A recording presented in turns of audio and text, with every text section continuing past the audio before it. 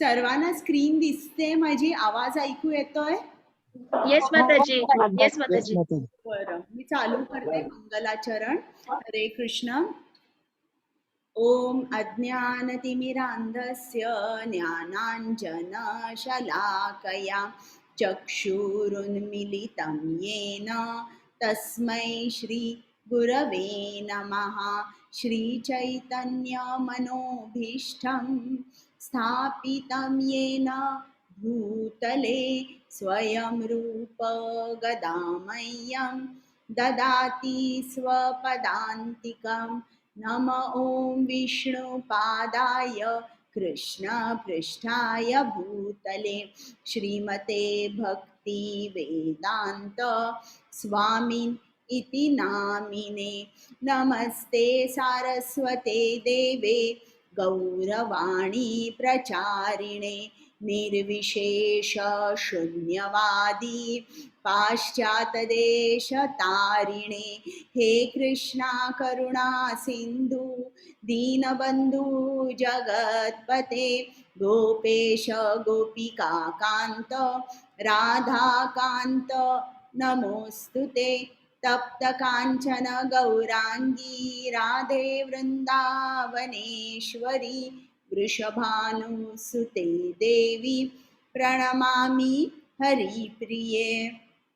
जय श्री कृष्ण चैतन्य प्रभु नित्यानंद श्री अद्वैत गदाधर श्रीवासादि गौर भक्त वृंद.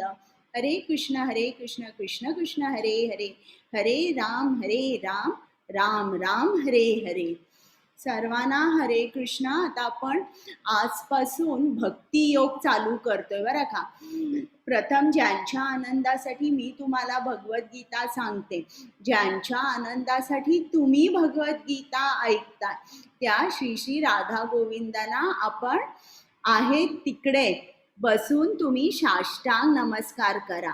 त्याचप्रमाणे कृपामूर्ती श्रील प्रभुपाद, ज्यांनी आपल्यासाठी इतक्या सोप्या शब्दात गीता लिहून ठेवलेली आहे आणि आपल्याला ज्ञान दिलेलं आहे, त्या श्रीला प्रभुपादांना सुद्धा दंडवत प्रणाम. त्याचप्रमाणे नामानिष्ठ प्रभूजी ज्यांनी हा उपक्रम चालू केला, प्रेमा माताजी ज्यांनी मला ट्रेन केलं, त्या दोघांनाही माझा साष्टांग नमस्कार. आणि त्याप्रमाणे माझे को होस्ट कुमुद माताजी, पल्लवी माताजी,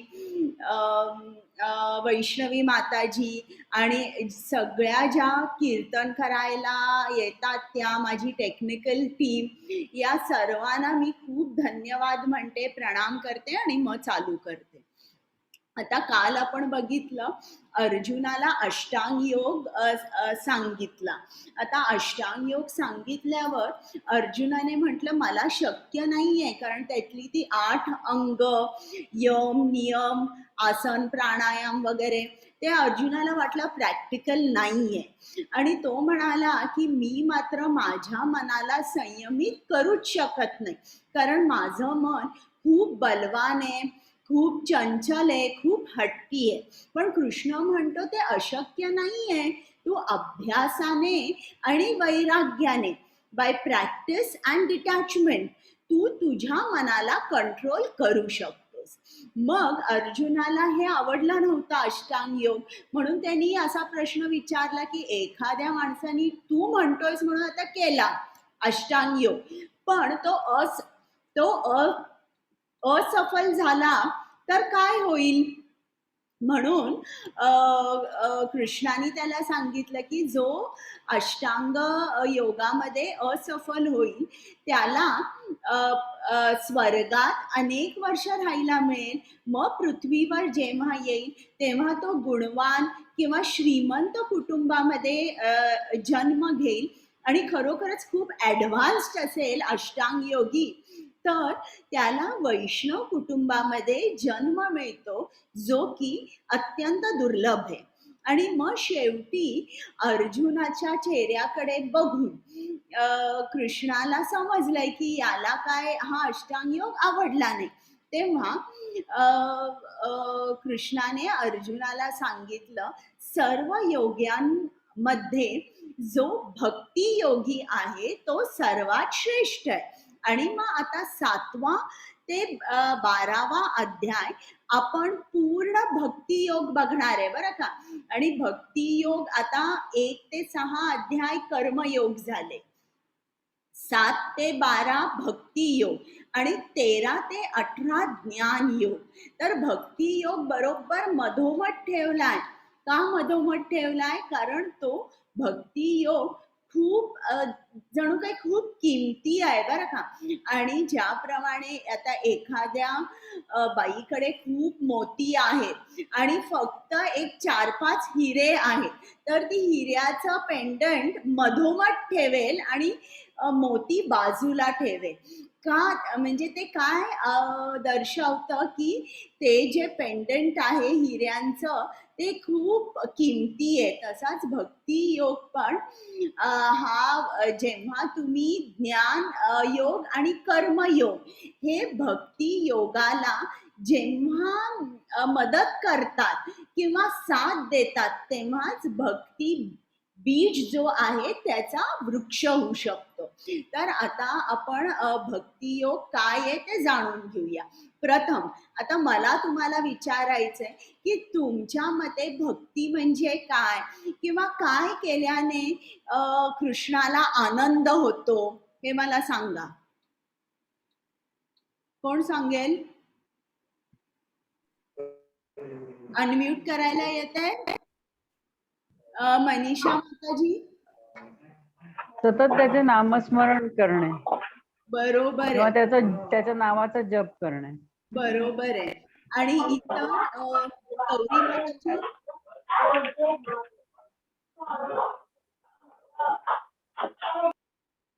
ऐकू येत नाहीये.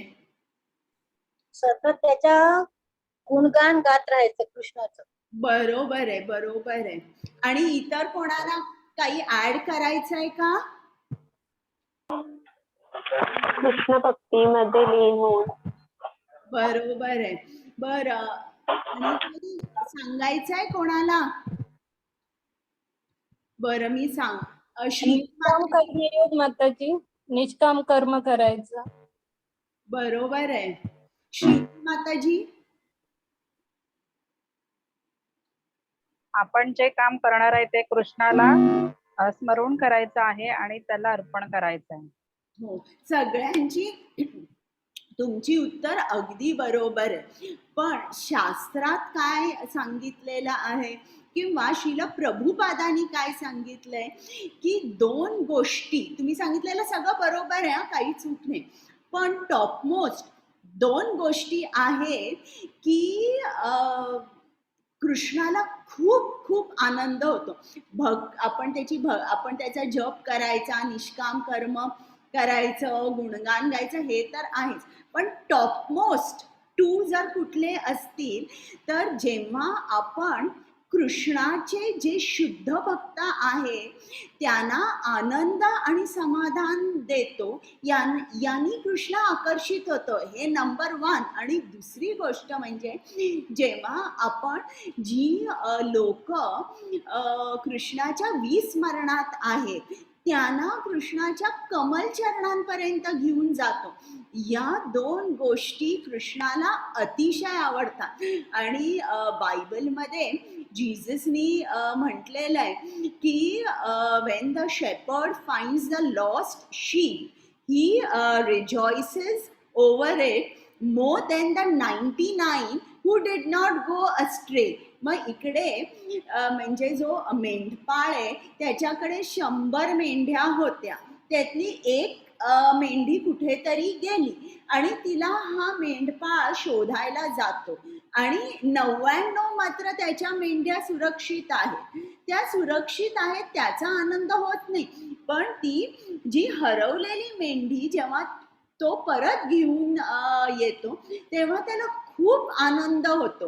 तर इकडे ती जी मेंढी हरवलेली आहे ती म्हणजे जो माणूस कृष्णाच्या विस्मरणात आहे आणि विस्मरणात असल्यामुळे तो खूप पाप कर्म करतोय किंवा वाममार्गी चाललेला आहे. तर या ज्या दोन गोष्टी आहेत ना की कृष्णाच्या भक्तांना आनंद आणि समाधान देणे, कुठले भक्त? शुद्ध भक्त. आणि श्रीला प्रभुपादांनी याच दोन गोष्टी केल्या. म्हणजे त्यांचे जे गुरु होते त्यांच्या गुरुनी त्यांना काय सांगितलं होतं की तू पाश्चात्य देशात जा, कृष्ण नामाचा प्रसार कर, पुस्तकं लिही आणि मॅगझिन्स छाप. हे सगळं त्यांचे जे गुरु होते भक्ती सिद्धांत सरस्वती हे कृष्णाचे शुद्ध भक्त होते. मग त्यांना आनंद आणि समाधान कसं द्यायचं? त्यांनी जे काय सांगितलेल्या जो काय दिलेला आदेश होता त्याचं पालन करायचं. मग आता श्रील प्रभुपादांनी आपल्यासाठी इतकी पुस्तकं लिहून ठेवली आहे. त्यांनी पण आपल्याला काय सांगितलंय की तुम्ही भगवत नामाचा प्रसार करा, तुम्ही कृष्ण नामात जप का करावा किंवा कृष्ण कोण आहे हे ज्ञान तुम्ही इतरांना सांगा. आणि जेव्हा त्यांनी वाणी त्यांच्या पुस्तकामध्ये लिहिलेलं आहे आणि त्याप्रमाणे आपण करतो, ही सुद्धा डायरेक्ट श्रील प्रभुपादांची सेवा झाली बरं का. वाणी सेवा म्हणतात. त्यांनी जे जे काय लिहून ठेवलंय ते आपण करतोय. आणि दुसरी गोष्ट, आता तुम्हाला समजा जर आमचा उपक्रम आवडला तर तुम्ही आमची लिंक जी आहे तुमच्या इतर नातेवाईकांना, मित्रांना, मैत्रिणींना पाठवा. म्हणजे तुम्ही काय करता की जे कृष्णाच्या विस्मरणात आहे त्यांना तुम्ही कृष्णाकडे घेऊन येताय. कुठली तरी ही एकदम साधी गोष्ट आहे आणि ही तुम्ही कशी करा? निष्काम भावनेने करा. तुम्हाला काय हवंय का? आता समजा जर तुमचा मित्र, मैत्रीण, नातेवाईक या कोर्सला आले आणि त्यांना आवडला तर तुम्हाला काही फळ त्यातलं पाहिजे का? नाही. त्यांनी जर तुम्हाला फोन करून सांगितला की मला खूप आनंद वाटला, मला खूप ज्ञान मिळालं, तर तुम्हालाही आनंद होणार आहे. म्हणजे हे तुम्ही कराल पूर्ण निष्काम तऱ्हेने, फक्त कृष्णासाठी करा.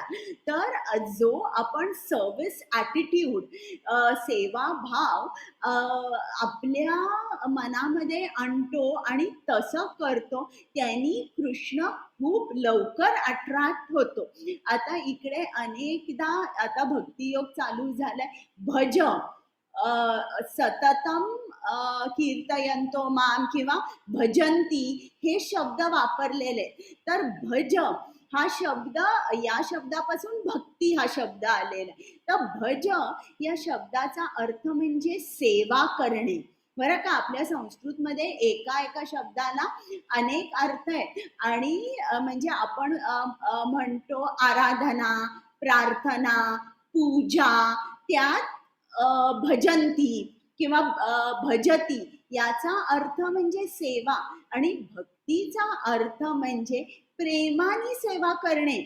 जशी आई आपल्या लहान बाळाची सेवा केवढी करते, रात्री उठते, त्याची नापी बदलते किंवा त्याला भूक लागली असेल तर त्याला स्तनपान करते, किंवा जर रडायला लागला, पोट दुखत असेल तर ती रात्रभर सुद्धा त्याला कडेवर घेईल की आता बरं, आता तरी तो रडत नाहीये कडेवर घेतल्यावर.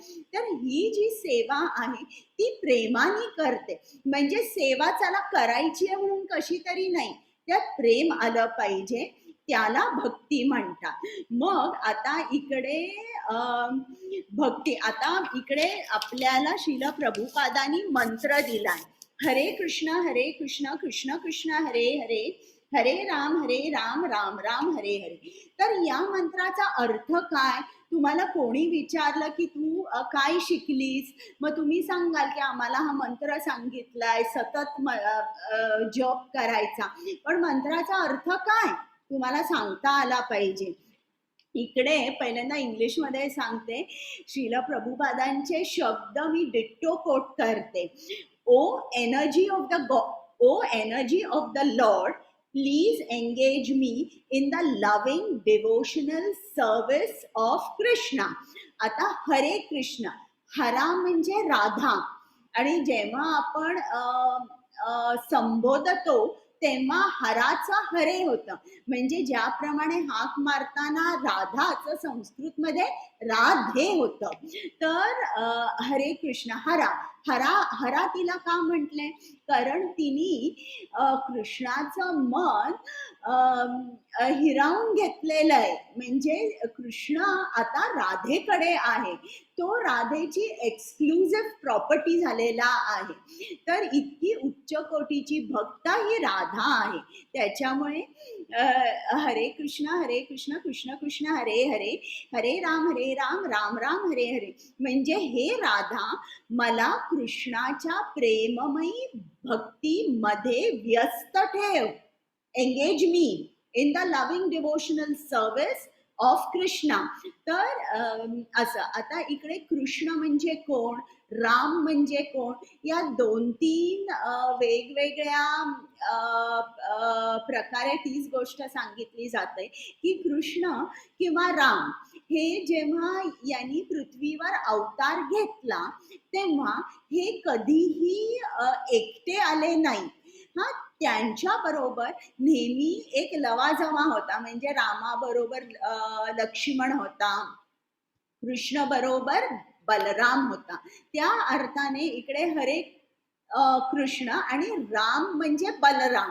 हा, म्हणजे डिनोट करायला की कृष्णाबरोबर नेहमी बलराम असतो. किंवा कृष्ण आणि राम जर तुम्ही बघायला गेला तर दश अवतारांमध्ये जे कृष्ण आणि राम होते ते सर्वात परोपकारी होते. त्यांनी अनेक मानवांचा उद्धार केला. तोच उद्धार त्यांना इतर त्यांच्या अवतारांमध्ये करू शकले नाही. ते त्या पर्टिक्युलर मूड मध्ये आले आणि त्या भक्ताचा उद्धार केला, बरं का. तर इकडे राम आणि कृष्ण म्हणजे जे सर्वात परोपकारी अवतार होते त्यांना संबोधून म्हटलेलं आहे. किंवा राम कृष्ण, हरे कृष्ण कृष्ण कृष्ण हरे हरे, हरे राम राम राम हरे हरे. इकडे कृष्ण म्हणजे सर्व आकर्षण, जो सर्वांना आकर्षित करतो, सर्वांचा जो सुप्रीम आहे तो.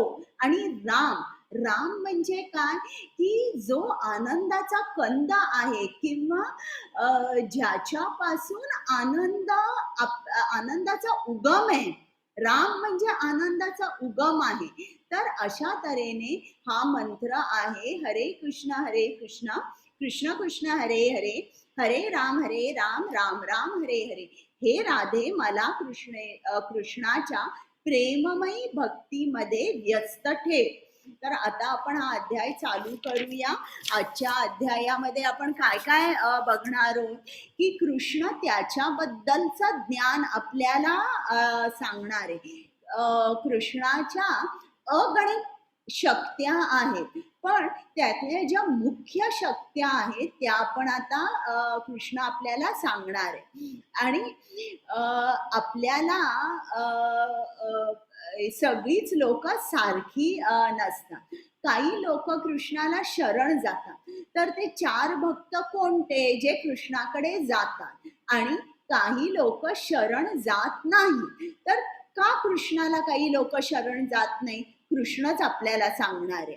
मग डेमिगॉड वर्शिप किंवा देव पूजा जे आहे त्याबद्दल 7.20 to 25 पर्यंत आहे. आणि इकडे बरेच लोक भगवद्गीता सोडून जातात त्याचा अर्थ न समजता, बरं का. आणि कृष्णाने जे काय सांगितलंय तेच आज तुम्हाला मी सांगणार आहे. आणि भ्रमातून भक्तीकडे. तर आता आपण चालू करूया. तर आजच्या अध्यायाचं नाव काय आहे, ज्ञान विज्ञान योग. आता 4था अध्याय पण ज्ञान योग होता, हा पण ज्ञान विज्ञान योग. फरक काय आहे, ज्ञान म्हणजे नॉलेज आणि विज्ञान म्हणजे ऍप्लिकेशन ऑफ नॉलेज.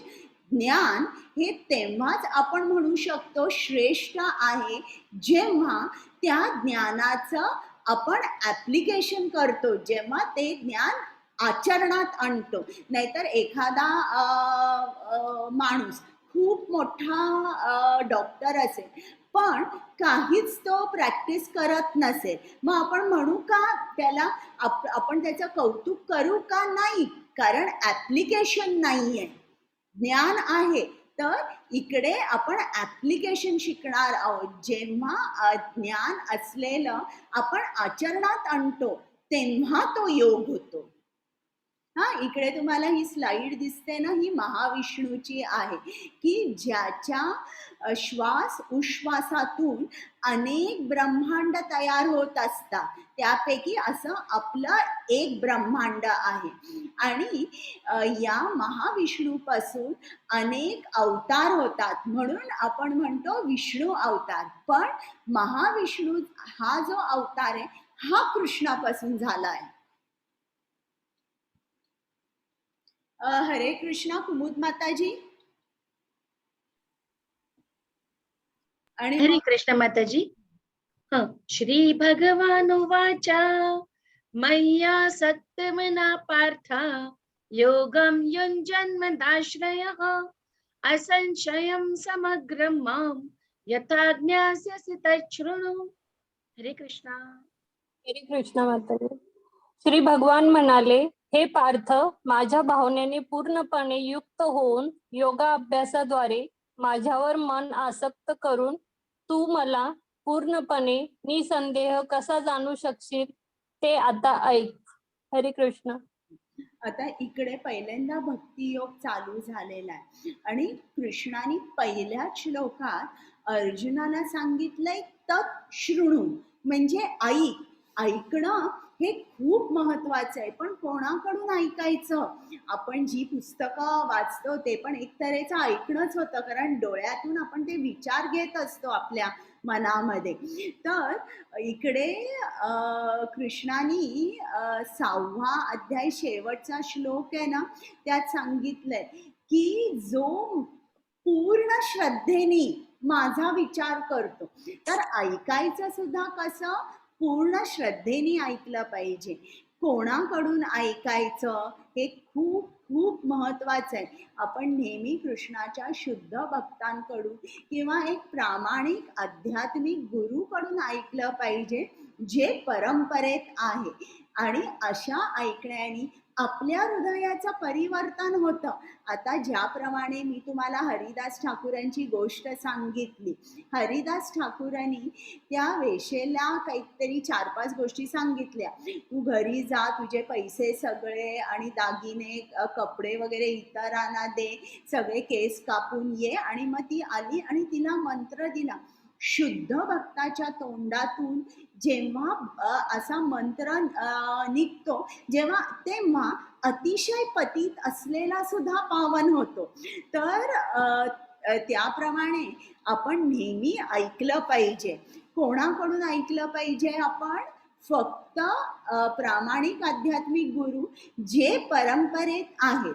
मग कृष्णाकडे पोचण्यासाठी आपल्याला अनेक मार्ग आहेत. ज्ञान योग आता आपण 4थ्या अध्यायात केला, अष्टांग योग 6वा अध्याय, आणि आता भक्ती योग चालू झालेला.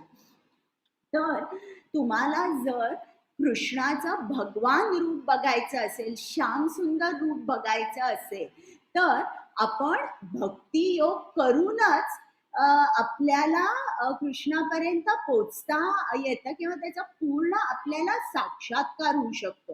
कृष्णाला म्हणतात ना सच्चिदानंद, म्हणजे काय? जेव्हा आता तुम्ही त्याची 3 रूप आहेत, सत, चित आणि आनंद. तर जेव्हा तुम्ही ज्ञान योग करता तेव्हा कृष्णाच्या सत रूपाची तुम्हाला जाणीव होते. जेव्हा तुम्ही अष्टांग योग करता किंवा तेव्हा सत आणि चित. सत म्हणजे काय? सत म्हणजे शाश्वत, ज्याचा कधीही नाश होत नाही. चित म्हणजे काय? ज्ञान. आणि आनंद, सत चित आनंद. आनंद म्हणजे तुम्हाला परमानंद मिळतो. तर सत चित आणि आनंद.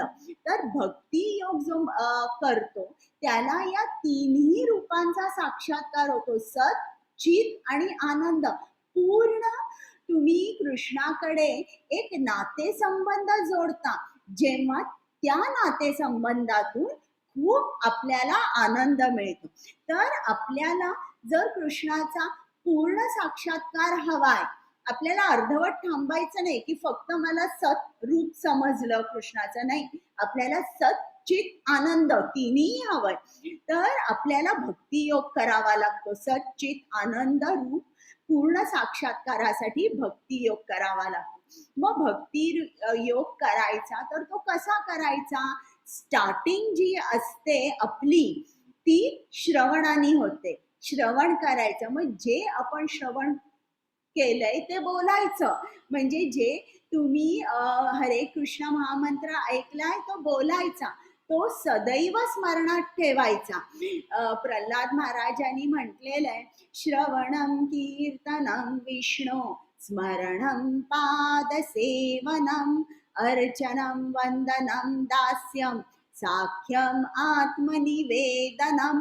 अशा भक्ती योगाच्या 9 पायऱ्या आहेत. तुम्ही सगळ्या 9 करू शकता, तुम्ही 4 करू शकता, 5 करू शकता, 1 करू शकता, 2 करू शकता.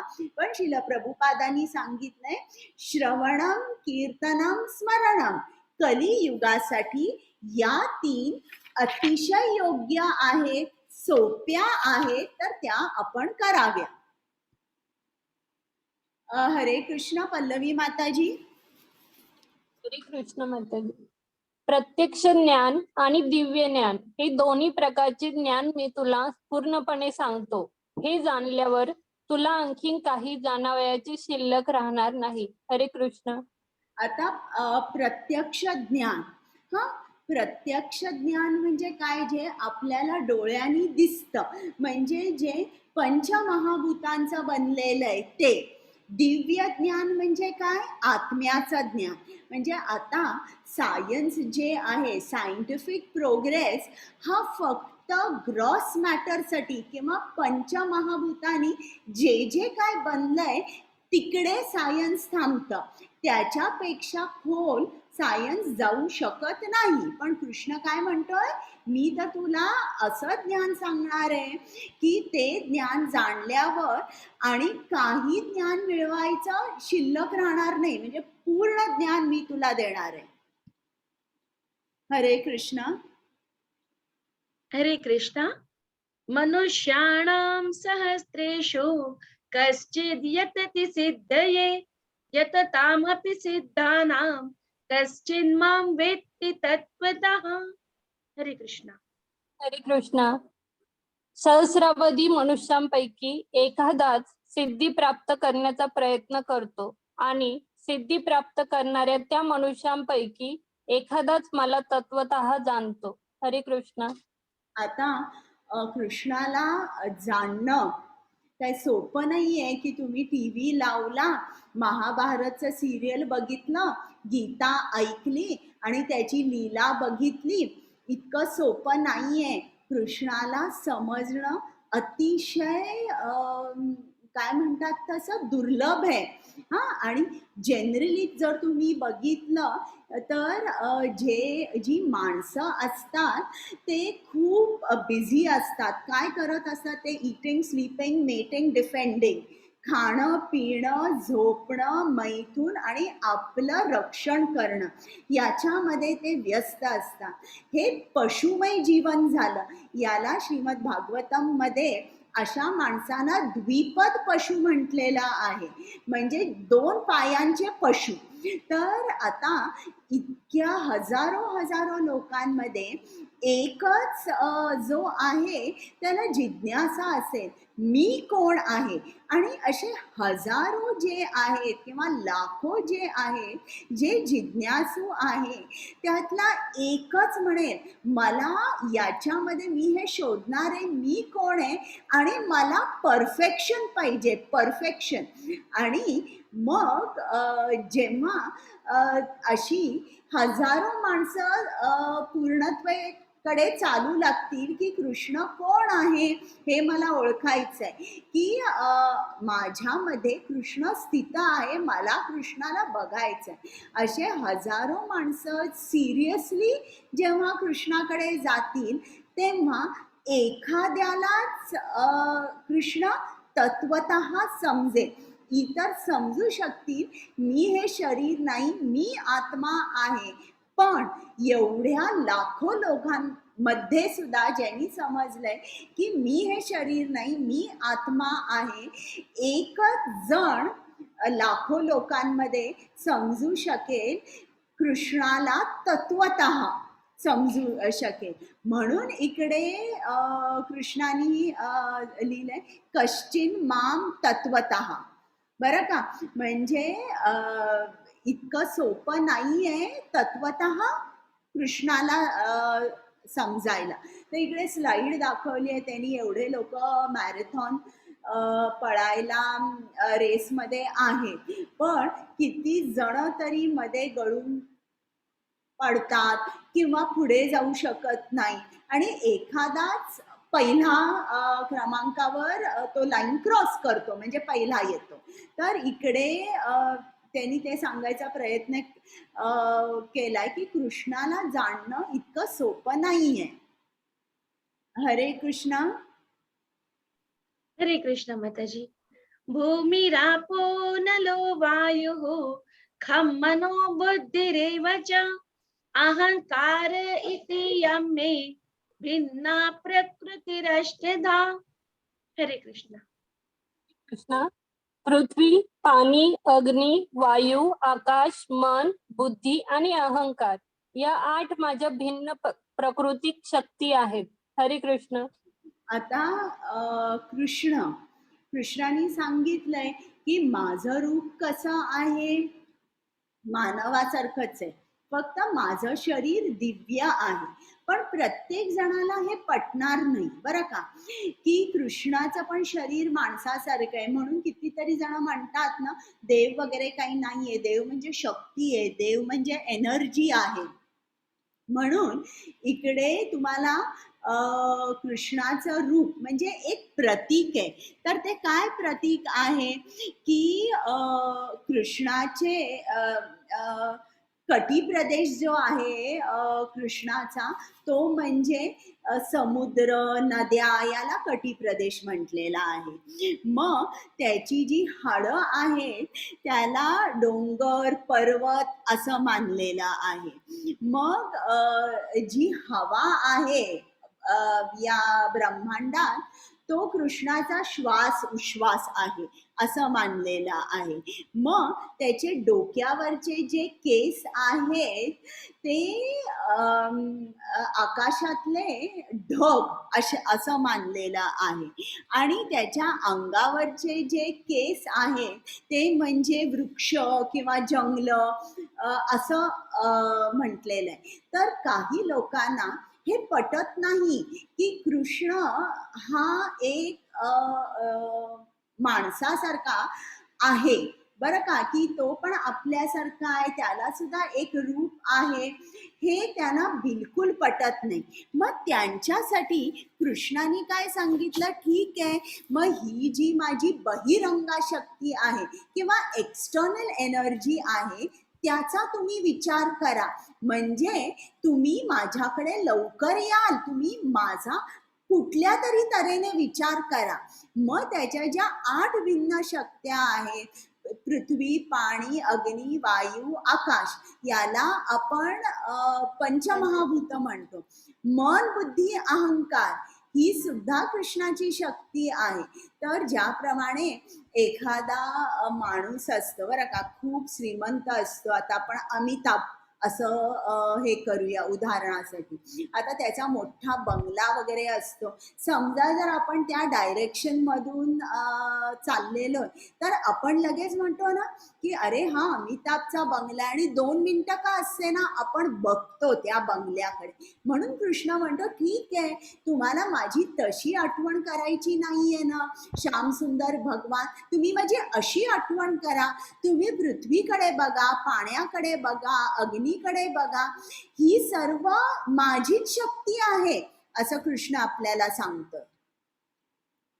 हरे कृष्ण. पल्लवी माताजी. कृष्ण, हे महाबाहो अर्जुना, या व्यतिरिक्त माझी आणखीन एक श्रेष्ठ अशी पराप्रकृती आहे, जिच्यामध्ये जीवांचा समावेश होतो. हे जीव कनिष्ठ भौतिक प्रकृतीच्या साधनांचा उपभोग घेतात. हरे कृष्ण. आता कृष्णाच्या अगणित असंख्य शक्त्या आहेत, पण त्यातल्या 3 महत्वाच्या ज्या शक्त्या आहेत ती म्हणजे बहिरंगा शक्ती, जी आत्ता मी तुम्हाला सांगितली, ती 8 भिन्न प्रकाराची आहे. मग अंतरंगा शक्ती.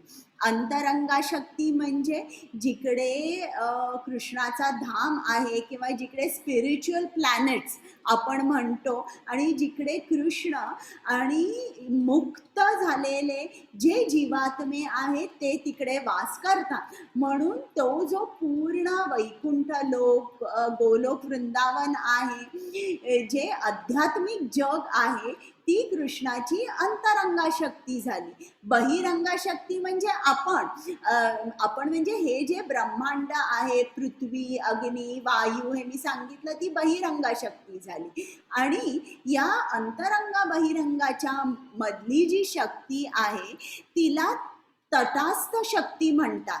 ज्याप्रमाणे तुम्ही नदीच्या तटावर उभा राहिलात की तुमचे पाय कधीतरी पाण्यात जातात, कधीतरी जमिनीवर असतात.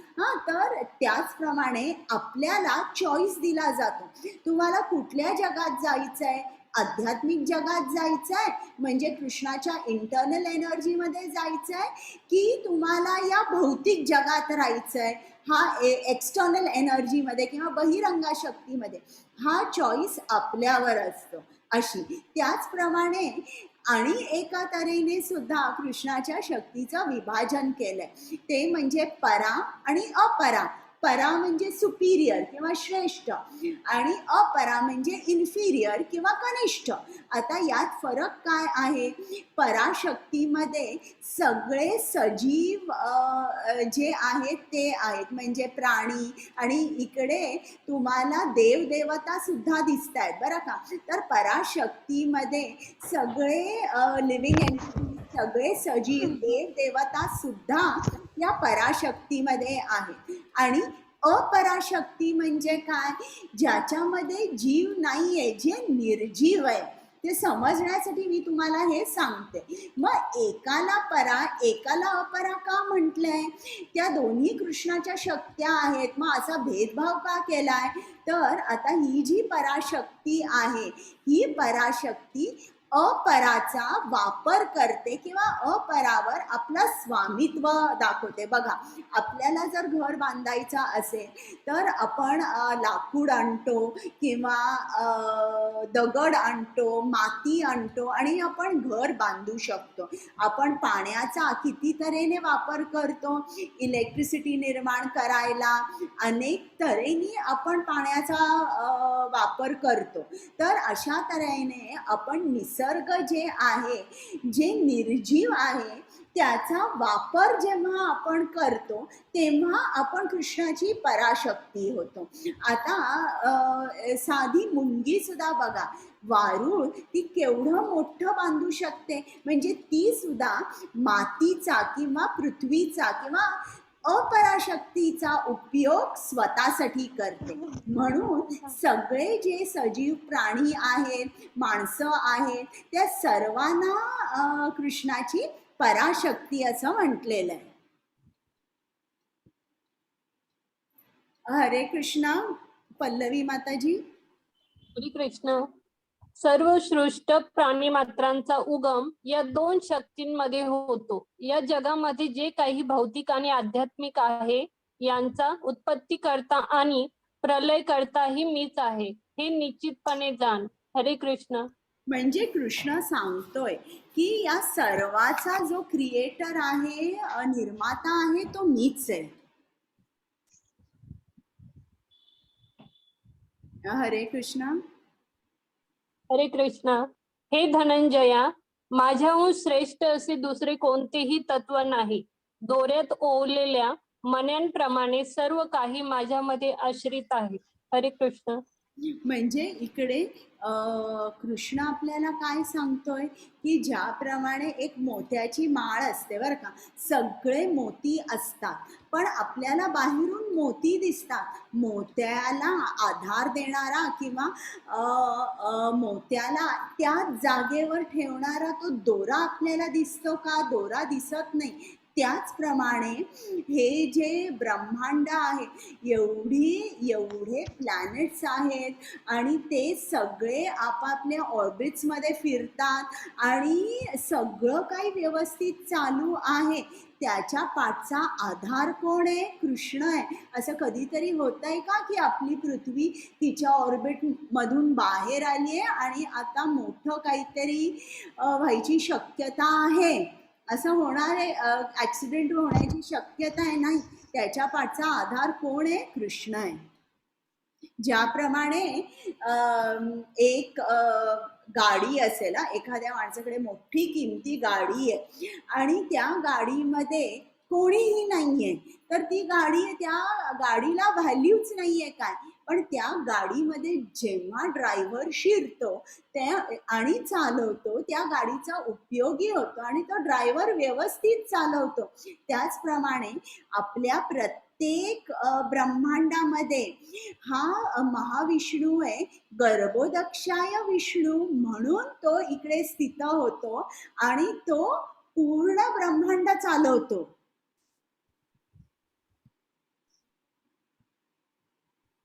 हरे कृष्णा. हरे कृष्णा. रसोऽहमप्सु कौन्तेय प्रभास्मि शशि सूर्ययोः प्रणवः सर्ववेदेषु शब्दखे पौरुषं दृशु. हरे कृष्णा. हरे कृष्ण.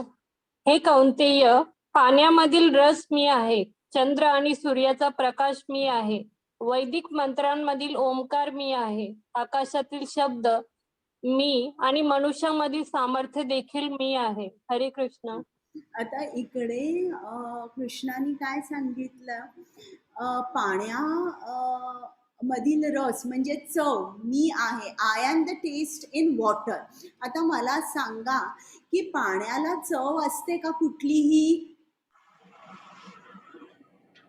सांगा बरं. नाही. असते? नसते मॅडम. मग इकडे का म्हटलंय की मी पाण्यामधली चव आहे? तर आता हे बघा, एक गोष्ट लक्षात ठेवा की जेव्हा आपल्याला तहान लागते तेव्हा पाणीच आपली तहान भागू शकतं.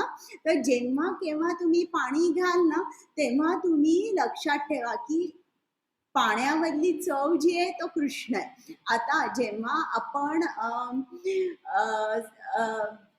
समजा जर मी तुम्हाला सांगितलं आता हा तांदळाचा दाणा आहे, हा तुम्ही तसाच खा, त्या तांदळाच्या दाण्याला काही चव असेल का? सांगा बरं.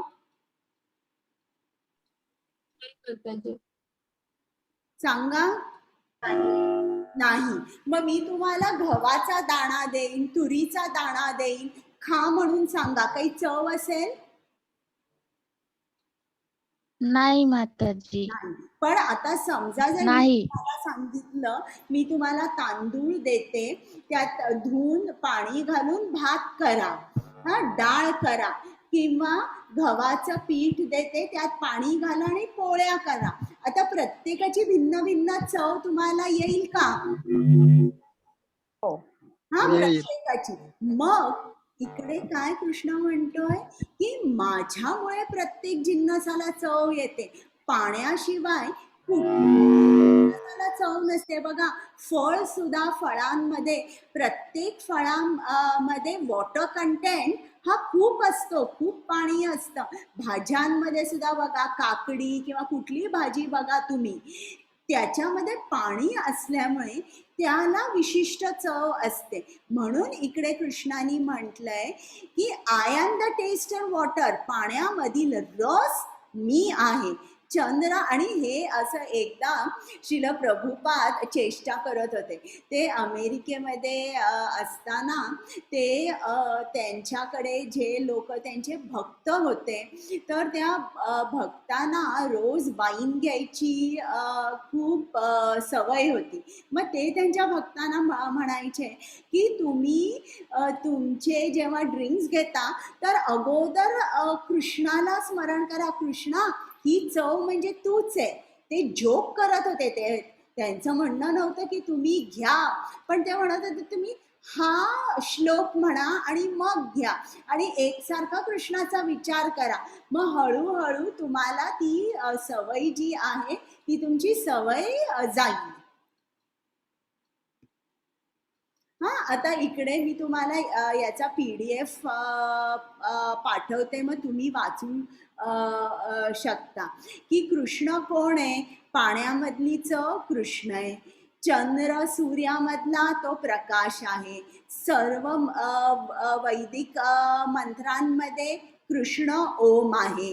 तर हे सगळं त्यांनी दिलेलं आहे की कोण आहे कृष्ण. हरे कृष्णा. पल्लवी माताजी. हरे कृष्ण माताजी. सात्विक, राजसिक आणि तामसिक हे सर्व भाव माझ्या शक्तीनेच अभिव्यक्त होतात. एका दृष्टीने मी सर्व काही आहे, परंतु मी स्वतंत्र आहे. मी प्राकृतिक गुणांच्या अधीन नाही, उलट तेच माझ्या अधीन आहेत. हरे कृष्ण. आता इकडे तुम्हाला स्लाइड दिसते. तर आपल्यावर माया किंवा दुर्गा ही कशी काम करते. तिच्या त्रिगुणात्मक शक्तीने काम करते. ही बाई तमोगुणाची अध्यक्षता करते, ही रजोगुणाची, ही सत्वगुणाची. आणि जणू काही दोऱ्यानी माणूस बांधला जातो आणि पपेट प्रमाणे ते हे 3 गुण आपल्याला नाचवतात. बरं, आणि कृष्ण या तिन्ही गुणांच्या वर आहे. हे गुण जे आहेत हे कृष्णाच्या अध्यक्षतेखाली काम करतात. तर आता कृष्ण या सर्वांच्या वर आहे. तो स्वतंत्र आहे आणि तो या गुणाने बांधला जात नाही, उलट हेच गुण त्याच्या अधीन असतात. तर हे समजावून सांगायला श्रील प्रभुपादांनी एक उदाहरण दिलंय की एक माणूस आहे, तो खूप खूप श्रीमंत आहे आणि त्याचा मोठा बिझनेस आहे आणि तो इकडे भारतात बसलेला आहे आणि सगळीकडे तो पर्सनली प्रेझेंट नाहीये, पण जगामध्ये जिकडे कुठे त्याचा बिझनेस चालू असेल तिकडे तो स्वतः जरी हजर नसेल तरी जणू काय स्वतः हजर असल्यासारखाच त्याचा बिझनेस चालेल. तेच कृष्ण म्हणतोय की या तिन्ही ज्या सात्विक, राजसिक, तामसिक या शक्त्या आहेत, एका दृष्टीने सर्व काही मीच आहे, परंतु मी स्वतंत्र आहे. मी या गुणांच्या अधीन नाहीये. मग कृष्ण आपल्याला तेच सांगतोय की तो कोणावरही अवलंबून नाहीये, तो पूर्ण स्वतंत्र आहे. पण आपण मात्र कृष्णावर पूर्ण अवलंबून आहोत. हरे कृष्ण. हरे कृष्ण माताजी. त्रिगुणांनी म्हणजेच सात्विक, राजसिक आणि तामसिक गुणांनी मोहित झाल्यामुळे हे संपूर्ण जगत त्रिगुणातील आणि अविनाशी आहे. माझे स्वरूप जाणीत नाही. हरे कृष्ण. म्हणजे आता हे कसं होतं बघा, आपण या 3 गुणांमध्ये असे बांधले जातो आणि जणू काही आपल्याला आपल्या डोळ्यांवर असं कॅटरॅक्ट जसं यावं तसं येऊन आपण ओळखू शकत नाही कृष्ण की हा कृष्ण आहे. मग श्रील प्रभुपाद उदाहरण देतात. एक राजा जेव्हा कारागृहात जातो, आता कारागृहात किंवा जेलमध्ये फक्त कैदी जातात बरं का. तुम्ही जाल का कधी कारागृहात असंच मजा म्हणून? नाही. तर त्या कैदींना सवय झालेली असते, कोण आल्यावर तो म्हणतात की चला आणि एक कैदी आला आणि तर जेव्हा एक राजा विचार करतो की माझ्या राज्यातलं जे कारागृह आहे तिकडे मी जातो आणि तिकडचे जे कैदी कसे राहत आहेत हे बघतो. जेव्हा तो राजा कारागृहात जातो तेव्हा त्या कैद्यांना काय वाटतं की हा आपल्यापैकीच एक आहे. ते अगदी तद्वत आपल्यालाही वाटतं की कृष्ण आपल्यासारखाच आहे. त्याचं दिव्य स्वरूप किंवा तो जो सुप्रीम आहे परमेश्वर आहे ते आपण ओळखू शकत नाही.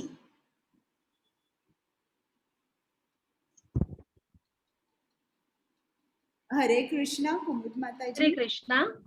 दैवी येषा गुणमयी मम माया दुरत्यया मामेव ये प्रपद्यन्ते मायाम एतां तरन्ति ते.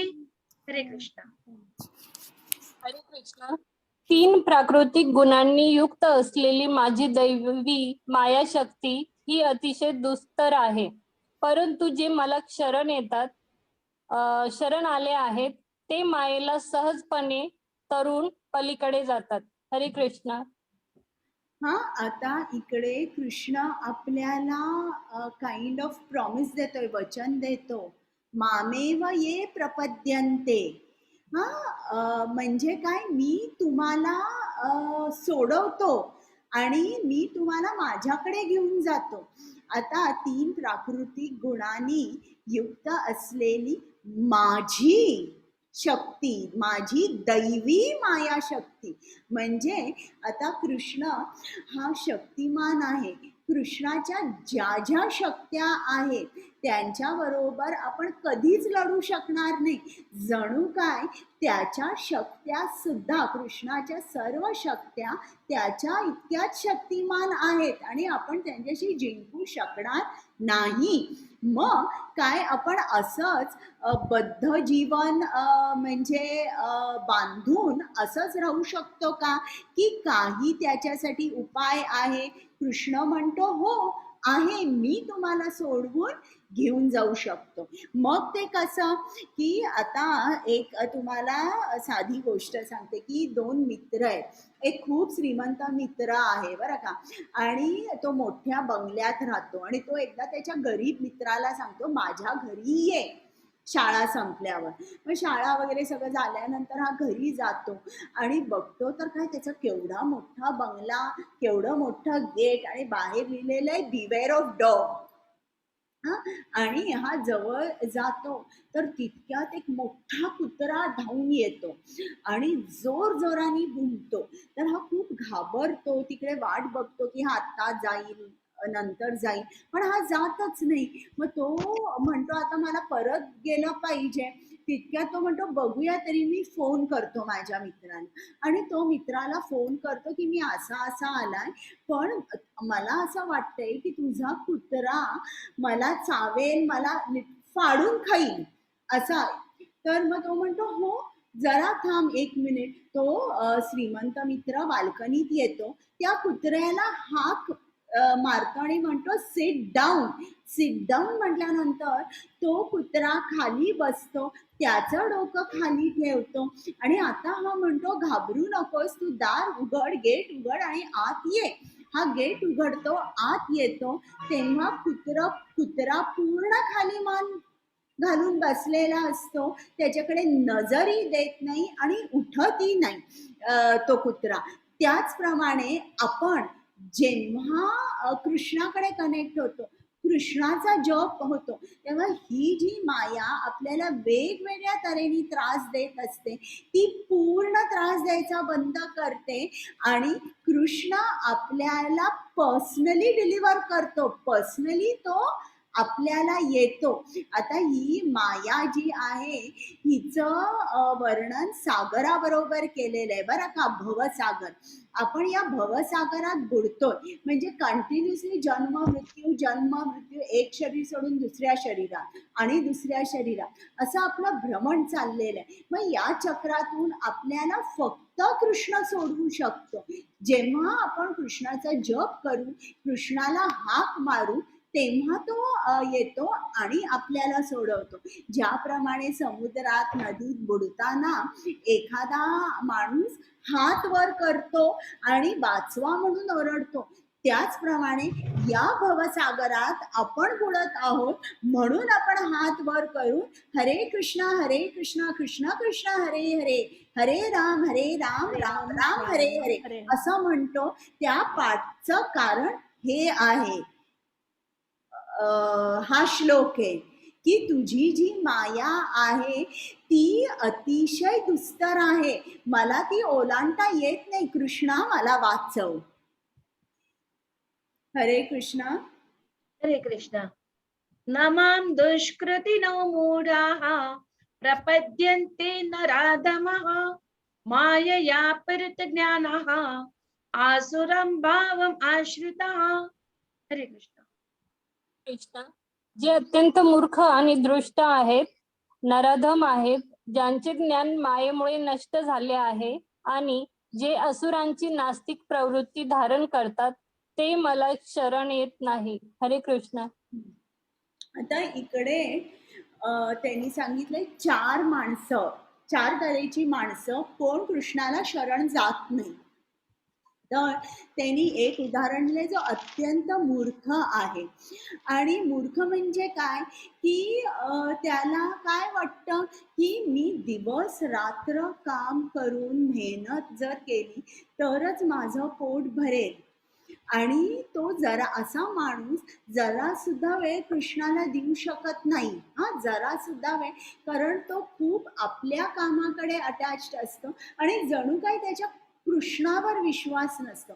मी काम केलं तरच पैसा येणार असा तो विचार करतो आणि त्याच्यामुळे तो कृष्णाला वेळ देत नाही. जो दुष्ट आहे, जो नराधम आहे, नराधम किंवा दुष्ट म्हणजे काय की जे इतर लोकांना खूप त्रास देतात ते त्यांना आपण नराधम म्हणतो. ज्यांचे ज्ञान मायेमुळे नष्ट झाले. ज्ञान नष्ट होणे म्हणजे काय, जे मोठे मोठे सायंटिस्ट आहेत ते काय विचार करतात की नाही हे काय कृष्ण वगैरे काही नाही आहे, सगळ्याला आम्ही सायंटिफिक एक्सप्लेनेशन देऊ शकतो. त्याला म्हणतात की त्यांचे ज्ञान नष्ट झालेले आहे. आणि जे असुरांची नास्तिक प्रवृत्ती धारण करतात, असुरांची नास्तिक प्रवृत्ती धारण करतात म्हणजे रावणाने काय विचार केला की मी खूप तप करीन, खूप तप केल्यानंतर मला जे काय हवंय ते मी साध्य करेन. पण असुर म्हणजे कोण होता, त्यांच्या तप करण्याच्या पाठीमागचा हेतू काय होता, मला देव नको आहे, मला देवाची सेवा करायची नाही किंवा मला कृष्ण नकोय, मला कृष्णाची सेवा नकोय, पण कृष्णाकडे जे जे काय राज्य आहे, जी काय ब्रह्मांड आहे ती सगळी मला पाहिजे. तर याला म्हणतात आसुरी भाव. अशी लोक कृष्णाकडे जात नाहीत. आता कोणती चार लोक कृष्णाकडे जातात हे बघा. अत्यंत मूर्ख म्हणजे गाढव. गाढव काय करतं, ओझीच्या ओझी वाहून घेऊन जातं. आता त्याला काय वाटतं की मी खूप काम केल्यावर माझा मालक मला थोडंसं खायला देईल. या अस्वलाला माहित नसतं की जरा पुढे चालल्यावर पर्वतच्या पर्वत आहे ज्याच्यावर छान लुसलुशीत हिरवगार गवत मला फुकट मिळेल. तो मूर्ख. मग इकडे त्यांनी आसुरी लोकांबद्दल सांगितलंय की त्यांना सर्व पाहिजे असतं, त्यांना कृष्ण नकोच असतो, पण कृष्णाकडे जे काय आहे ते सर्व पाहिजे असतं म्हणून ते तप करतात. आणि इकडे नराधम दाखवलेले हे जगाई आणि मदाई, हे खूप दारू पित होते, बायकांच्या पाठीमागे जायचे, लोकांना लुटायचे, खून करायचे, फसवायचे. तर हे नराधम होते, यांचा चैतन्य महाप्रभूंनी उद्धार केला. तर हे जे असे जे आहेत नराधम आणि हे जे मूर्ख, अशी माणसं कृष्णाकडे जात नाहीत. हरे कृष्ण. हरे कृष्ण. चतुर्विधा भजन्ते माम जना सुकृतिनोऽर्जुन आर्तो जिज्ञासुरर्थार्थी ज्ञानी च भरतर्षभ. हरे कृष्ण. कृष्ण, हे भरत श्रेष्ठ अर्जुना, 4 प्रकारचे पुण्यात्मा माझी भक्ती करू लागतात. आर्त, अर्थार्थी, जिज्ञासू आणि ज्ञानी. हरे आता कृष्ण. कुठले 4 प्रकारचे भक्त कृष्णाकडे जातात? जे संकटात सापडलेले असतात. आर्त, अर्थार्थी. हे बघा, जसे हे हा माणूस संकटात आहे, त्याला आरोग्य पाहिजे. किंवा अर्थार्थी, ज्याच्याकडे पैसे नाही आहेत, ज्याला पैसे हवे आहेत. जिज्ञासू, जिज्ञासू म्हणजे ज्यांनी काही वाचलेलं आहे आणि त्याला आणि जाणायचं आहे, किंवा कृष्ण कोण आहे हे त्याला माहीत नाहीये आणि जाणून घ्यायचं आहे. तर जरा 1 मिनिट, मी फोन घेते. हॅलो.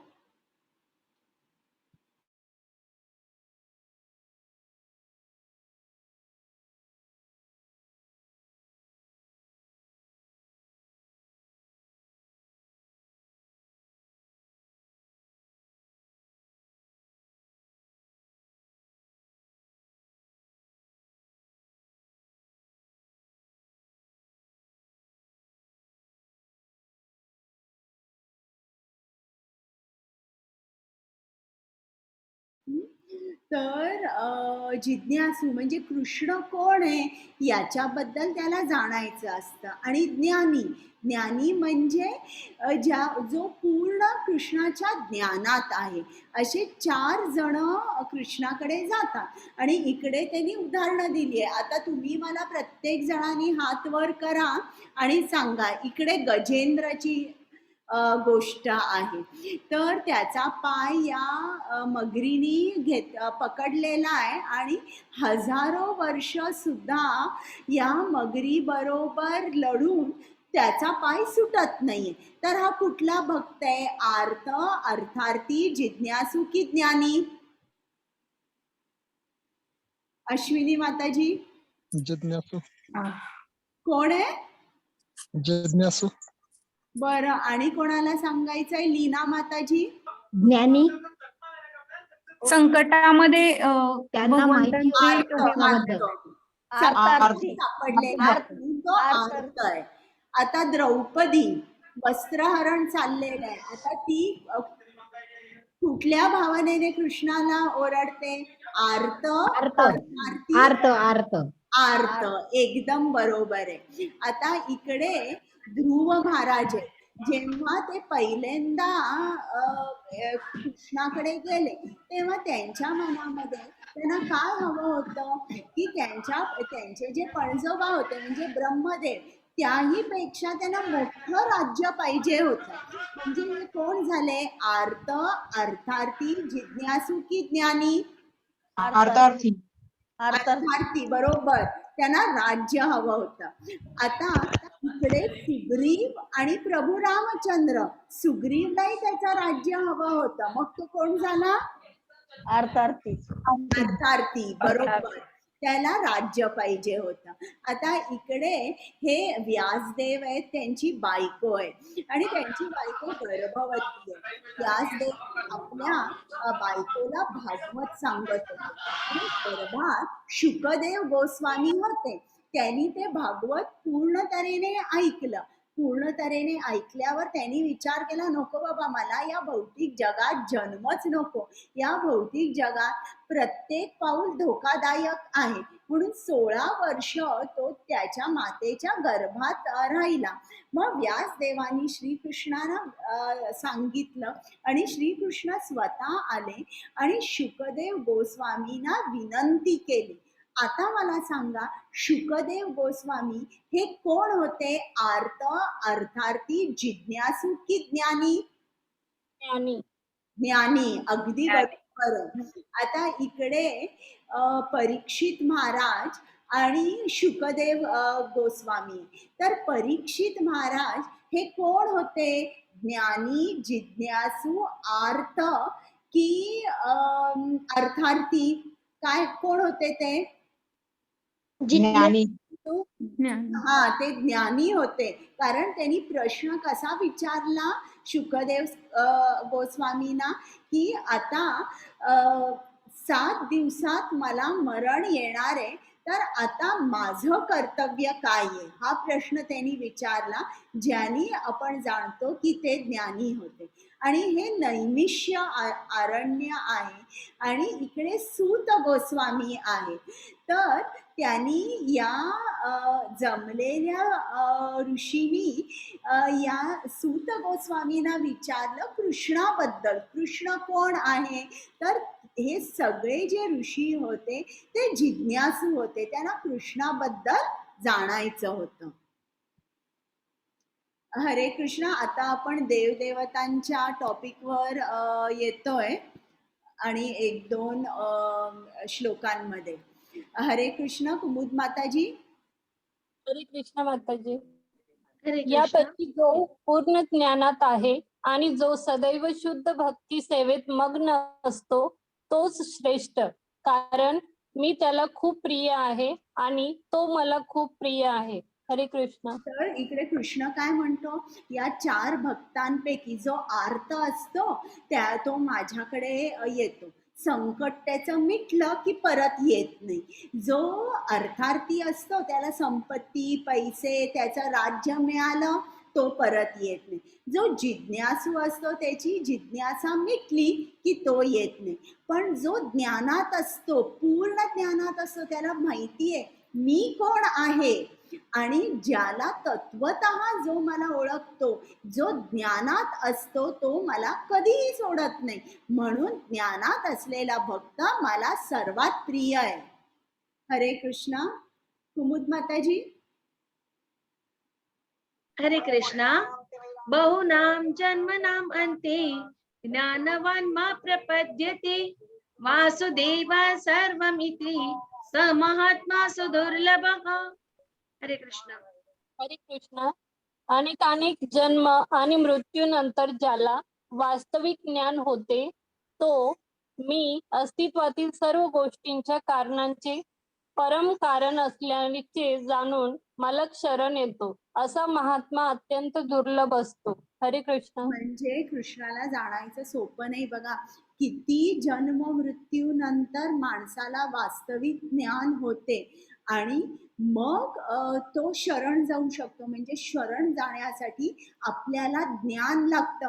फक्त तुम्ही घरी बसून जप केला तरीही तुम्हाला मिळेल, पण ज्ञानाने ती प्रोसेस जी होते ना ती फास्ट होते. आणि या मनुष्य शरीरामध्येच आपल्याला बुद्धी आहे आणि ती बुद्धी आपण जर सबळ केली तर आपल्याला हे जे ज्ञान मिळतंय त्याचं आचरण करता येतं. आता कृष्ण आपल्याला सांगतोय की काही माणसं त्याला शरण येत नाहीत. का शरण येत नाही? कारण त्यांच्या मनामध्ये असंख्य इच्छा असतात, खूप काम असतं, म्हणून ते शरण येत नाही. मग अशी लोक कुठे जातात? ऐका. हरे कृष्ण. हरे कृष्ण माताजी. ज्यांचे ज्ञान भौतिक कामनांनी हिरावलेले आहे ते अन्य देवदेवतांना शरण जातात आणि आपल्या स्वभावानुसार आराधनेच्या विशिष्ट विधिविधानांचे पालन करतात. श्लोक नंबर 21. मी परमात्मा रूपाने प्रत्येकाच्या हृदयात स्थित आहे. जेव्हा मनुष्य विशिष्ट देवतेची उपासना करण्याची इच्छा करतो तेव्हा त्या विशिष्ट देवतेवर मी त्याची श्रद्धा दृढपणे स्थिर करतो, जेणेकरून तो त्या देवतेची उपासना करण्यात स्वतःला समर्पित करू शकतो. हरे कृष्ण. म्हणजे खूप भौतिक इच्छा आहेत हा, म्हणून इकडे कृष्णाने सांगितलंय मग अशी लोक मला शरण न येता देवदेवतांकडे जातात आणि मग ती देवदेवतांची आराधना करतात. समजलं तुम्हाला? तर आता कोण म्हणतं मी शिव भक्त आहे, मी दुर्गा भक्त आहे असं म्हणतात. तर कृष्ण म्हणतो ठीक आहे, ते चांगलं आहे, वाईट नाहीये. ती लोक काहीतरी कोणाला तरी मानतायत ही चांगली गोष्ट आहे. अगदीच पूजा न करण्यापेक्षा किंवा कोणाकडे न जाण्यापेक्षा ही चांगली गोष्ट आहे. पण देवदेवतांची भक्ती करणे म्हणजे असं ना मिडवे जाणं आहे. आपलं जे डेस्टिनेशन आहे ते कृष्ण आहे. आता समजा जर एक श्रीमंत माणूस आहे, तो गरीब माणसाला विचारतोय की मी तुला काय देऊ? तर तो गरीब माणूस जर म्हणाला मला एक सिनेमाचं तिकीट द्या, मग तो म्हणेल अरे फक्त सिनेमाचं तिकीट आणि काहीतरी माग.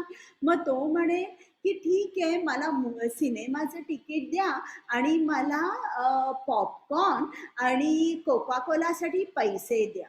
मग तरी तो श्रीमंत माणूस म्हणतो अरे मला काहीतरी चांगलं सांग, मला तुला पैसे द्यायचे, चेक द्यायचा आहे, तुला या जन्माला किती पैसे लागतील तेवढे पैसे द्यायचे. पण त्या गरीब माणसाच्या मनात एकच गोष्ट आहे, मला सिनेमा बघायचा आहे, मला पॉपकॉर्न खायचा आहे. एवढं ते मनामध्ये त्याच्या आहे की त्याच्या पलीकडे तो जाऊ शकत नाही आणि विचार करू शकत नाही. तोच प्रॉब्लेम आपला पण आहे.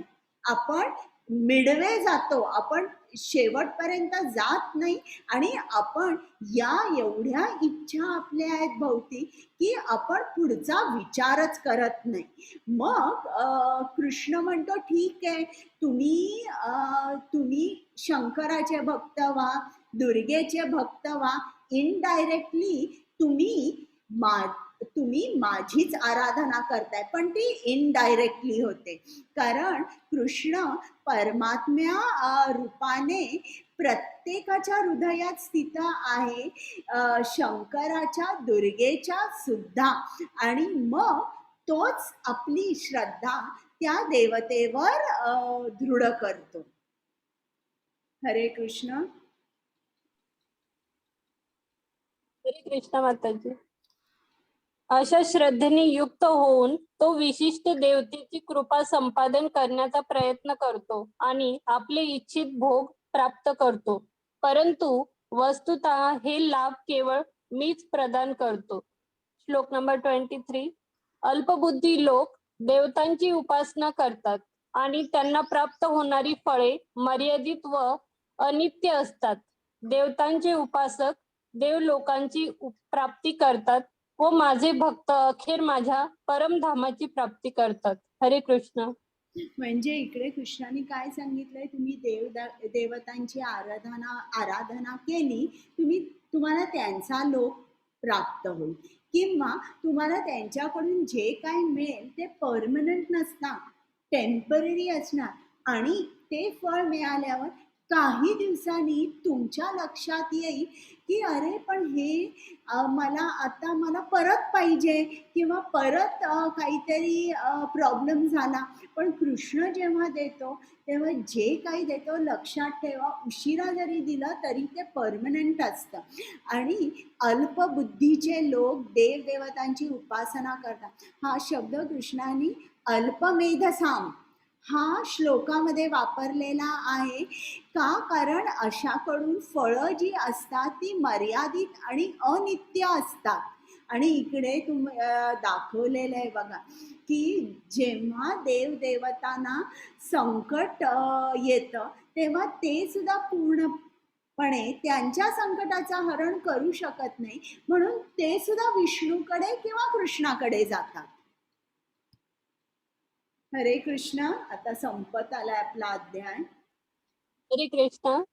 मला पूर्णपणे न जाणणाऱ्या अल्पबुद्धी लोकांना वाटते की मी म्हणजे पुरुषोत्तम भगवान श्रीकृष्ण पूर्वी निराकार होतो आणि आता व्यक्तित्व धारण केले आहे.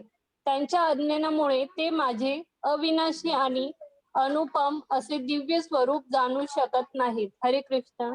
म्हणजे कृष्ण जेव्हा पृथ्वीवर अवतरला तेव्हा कितीतरी लोक त्याला जाणू शकले नाही, फक्त त्याचे भक्त त्याला ओळखू शकले की कृष्ण कोण आहे. दुर्योधन आणि इतर सगळे कौरव जे आहेत त्यांना काय वाटलं, कृष्ण आपल्यासारखाच एक माणूस आहे आणि त्याप्रमाणे त्यांनी कृष्णाला वागवलं. हां आणि अशी जी लोक आहेत जे म्हणतात की कृष्ण पूर्वी निराकार होता आणि आता त्यांनी शरीर धारण केलेलं आहे, हे त्यांचं अज्ञान आहे. म्हणजे अज्ञानाने माणूस असा बोलतो की कृष्ण निराकार होता. याच्यावरून आपल्याला काय समजतं की कृष्ण हा नित्य आहे, हा सर्वश्रेष्ठ आहे आणि त्याला आकार आहे, त्याला फॉर्म आहे आणि तो आपल्यासारखा आहे. फक्त आपलं शरीर दिव्य नाहीये. कृष्णाचं शरीर दिव्य आहे. हरे कृष्ण. पल्लवी माताजी. हरे कृष्ण माताजी. मूढ आणि अज्ञानी लोकांना मी कधीही प्रकट होत नाही. माझ्या अंतरंग शक्तीद्वारे मी त्यांना अप्रकट राहतो आणि म्हणून मी अजन्मा आणि अच्युत असल्याचे ते जाणू शकत नाहीत. श्लोक नंबर 26. अर्जुन मी पुरुषोत्तम भगवान भूतकाळात घडलेले सर्व काही, घडत असणारे सर्व आणि भविष्य काळात घडणारे सर्व काही जाणतो. मी सर्व जीवांना जाणतो, परंतु मला कोणीही जाणत नाही. हरे कृष्ण. म्हणजे इकडे मूढ आणि अज्ञानी लोक, म्हणजे मी सांगितलं दुर्योधनाप्रमाणे, हे कधीही कृष्णाला जाणत नाही, कारण ते कृष्णाचे भक्त नाहीये. कृष्ण अभक्तांसमोर कधीही प्रकट होत नाही. त्याच्या अंतरंगा शक्तीद्वारे कृष्ण त्यांना अप्रकट राहतो. आणि इकडे कृष्ण काय सांगतोय की तो सर्वांचा निर्माता असल्यामुळे तो सर्व जीवांना जाणतो, पण त्याला कोणीही जाणू शकत नाही. हरे कृष्ण. कुमुद माताजी, मला वाटतं त्या गेल्या. येषां त्वन्तगतं पापं जनानां पुण्यकर्मणां ते द्वन्द्व मोह निर्मुक्ता भजन्ते मां दृढव्रताः. हरे कृष्ण. ज्यांनी या जन्मी आणि पूर्वजन्मी पुण्यकर्म केली आहेत आणि ज्यांची पापकर्मे पूर्णपणे नष्ट झालेली आहेत, ते द्वंद्वरूपी मोहातून मुक्त होतात आणि दृढ निष्ठेने माझ्या सेवेमध्ये युक्त होतात. हरे कृष्ण. म्हणजे हरे कृष्ण आता माताजी, मी तुम्ही म्हणते जे श्लोक आलेला पंचमी. आहात भगवद्गीता ऐकायला, समजू नका की असंच मी आलेले आहे. इकडे या जन्मी पूर्वजन्मी तुम्ही कुठेतरी पुण्य काम केलेलं आहे किंवा तुमचं पूर्ण पापकर्म नष्ट झालेलं आहे आणि म्हणून तुम्ही आज येऊन भगवद्गीता ऐकू शकता. आणि बिलीव्ह मी, 18 डेज रोज न चुकता यायचं, भगवद्गीता ऐकायची, हे सोपं नाही आहे. आता ही एक गोष्ट आहे, खूप छान आहे. इकडे तुम्हाला एक माणूस दिसतोय बरं का, त्याला ही गोष्ट चैतन्य चरितामृतात आली आहे, मृगारी आहे हा. तर हा काय करतो की तो सर्व प्राण्यांना मारतो हा, आपल्या बाणाने, आणि अर्धवट मारतो आणि त्यांना मरायला तसंच सोडतो. आणि ते अगदी विव्हळत असतात प्राणी. एक दिवस नारद मुनी तिकडनं चाललेले असतात आणि ते म्हणतात, अरे मृगारी, तू काय करतोयस? एकतर प्राण्यांना मारतोयस, हेच मोठं पाप झालं, आणि त्याच्यावर घोर पाप करतोयस तू, त्यांना अर्धवट का मारतोयस तू? मग नारद मुनींना बघितलं, ते मृगारी म्हणतो, बसा, तुम्हाला मी हरणाची चामडी देऊ का? कारण योगी लोक जे ते हरणाच्या चामडीवर आसन म्हणून बसतात. मृगारी म्हणतो, तो नारद मुनी म्हणतो, नको नको, पण हे तू का करतोयस असं घोर काम, आणि हे केवढं मोठं पाप आहे. तर तो मृगारी अगदी सरळ सरळ सांगतो की हे बघ, हा माझा बिझनेस आहे, हे मला माझ्या वडिलांनी शिकवलंय, ते मी करतोय, आणि तुम्ही मला म्हणताय बंद करा, पण मी खाणार पिणार काय? मग नारद मुनी त्याला सांगतो, हे बघ, तू खायची प्यायची काही काळजी करू नकोस, तू मी जे काय सांगतो ते ऐकशील का? आणि हे घोर पाप कर्म तू देऊन टाकशील का? मुक्त हो या पाप कर्मातून. मग मृगारी म्हणतो तुम्ही माझ्या खाण्यापिण्याची सोय केली तर मी निश्चितच हे बंद करीन. मग नारद मुनी म्हणतात बरं ठीक आहे, आता तू नदीच्या काठी एका झोपडीमध्ये राहा. त्या झोपडीच्या समोर तुळशीचं वृंदावन असू दे आणि तिकडे तू आणि तुझी बायको बसून हरे कृष्ण महामंत्राचा जप करा. हा, आणि हे सगळं सोड, तुझी खाण्यापिण्याची सोय सर्व होईल. मग असं म्हटल्यानंतर तो मृगारी ऐकतो. तो घरी जातो, त्याचा धनुष्य बाण सगळा फेकतो. तो आणि त्याची बायको नदीच्या काठी येऊन राहायला लागतात. हा, आणि हरे कृष्ण महामंत्राचा जप करतात. तुळशी पण तिकडे घराच्या समोर लावतात. मग थोड्या दिवसांनी बऱ्याच लोकांना समजतं की असं असं नदी काठी दोघं नवरा बायको जप करतायत हरे कृष्णाचा. मग लोक त्यांना फळं घेऊन येतात, दूध घेऊन येतात. हळूहळू आणि इतर लोकांना समजतं. मग ते धान्य घेऊन येतात. एके दिवशी एवढं धान्य, फळं, भाज्या येतात. मग बायको विचारते मृगारीला काय करू, हे वापरलं नाही असं नासून जाईल. मग तो बायकोला म्हणतो की सगळं जेवण कर आणि सगळ्या गावाला बोलव. मग ती जेवण करू लागते, गावाला भंडारा देऊ लागते. अशा तऱ्हेने तो तिकडे खूप आनंदाने राहत असतो आणि त्याला हवं त्याच्यापेक्षा खूपच जास्त जेवण त्याला मिळत असतं, कशाचीही कमी पडत नाही. मग एके दिवशी नारद मुनी तिकडनंच जात असतात आणि त्यांच्या लक्षात येतं की इकडे मी मृगारीला सांगितलं होतं की तू हरे कृष्णाचा मंत्र म्हण. आता बघूया त्यांनी झोपडी बांधलेली आहे का, आणि बघतात तर त्याची झोपडी दिसते आणि मृगारीला नारद मुनी दिसतात. म्हणून तो बाहेर येतो, लंगडत लंगडत बाहेर येतो आणि एक पांढरी चादर तिकडे घालतो. तर नारद मुनी विचारतात तुझ्या पायाला काय झालंय, तू का लंगडतो आणि चादर का टाकली. तर तो म्हणतो की खाली बारीक किडे आहेत, मुंग्या आहेत, त्यांच्यावर मी जोराने पाय दिला तर ते मरून जातील आणि मी तुम्हाला साष्टांग नमस्कार करणार आहे. माझ्या शरीराच्या वजनाने कितीतरी किडे मुंग्या मरतील म्हणून मी टाकतोय. जो प्राण्यांना अर्धवट मारत होता, आता प्राण्यांवर पाय सुद्धा ठेवायला त्याला होत नव्हतं. असा त्याच्यामध्ये बदल झाला.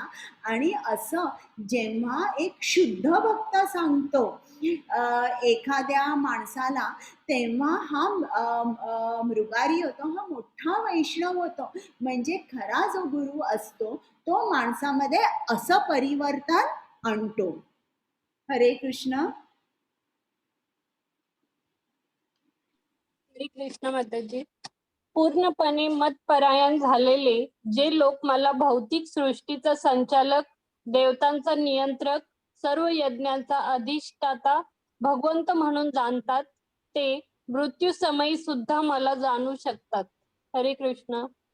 आता जे पूर्ण कृष्णाच्या भक्तीमध्ये व्यस्त असतात, जे पूर्ण ज्यांना कृष्णाचं ज्ञान असतं, मग ते मृत्यू समयी सुद्धा कृष्णाला जाणू शकतात. एक मात्र पाहिजे की आपण प्रॅक्टिस केली पाहिजे, सतत भक्तांचा संग ठेवला पाहिजे यात. आणि श्रील प्रभुपादांनी जे आपल्याला सांगितलंय ते ऐकलं पाहिजे. मग मृत्यू समय सुद्धा आपण कृष्णाचं स्मरण ठेवू शकतो. तर आजचा अध्याय झाला. आज आपण काय बघितलं, कृष्णाने त्याच्याबद्दल ज्ञान दिलंय, त्याच्या 8 भिन्न शक्त्यांबद्दल त्यांनी सांगितलंय आणि त्यांनी सांगितलंय सर्वजण मला तत्वतः जाणू शकत नाही. कृष्णाला जाणून घेण्यासाठी आपल्याला भक्ती करावी लागते आणि लाखो लोकांपैकी एखादाच कृष्णाला तत्वतः जाणू शकतो. आणि मग श्रीकृष्णाने त्याच्या शक्त्यांचं आपल्याला थोडंसं ज्ञान दिलंय आणि मग जो कृष्णाला शरण जातो त्याला माया काहीही करू शकत नाही. आपण कितीही माया दुस्तर असेल तरी जेव्हा माणूस कृष्णाला शरण जातो तो मायेला ओलांडू शकतो. मग देवपूजेबद्दल मी सांगितलेलं आहे आणि भ्रमातून भक्तीकडे.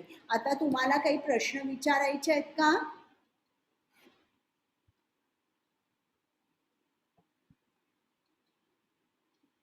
मी रेकॉर्डिंग बंद करते